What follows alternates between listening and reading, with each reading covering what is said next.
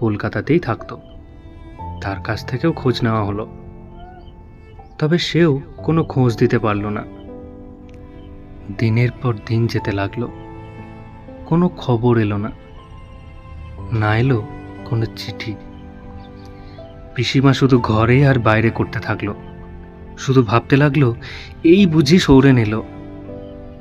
আর সুতৃষার দিকে তো তাকানো যায় না। যখনই পোস্টমাস্টার বাড়ির পাশ দিয়ে যায় তখনই ছুটে গিয়ে বলে, ও কাকা, কোনো চিঠি আসেনি? না নতুন বউ, কোনো চিঠি আসেনি।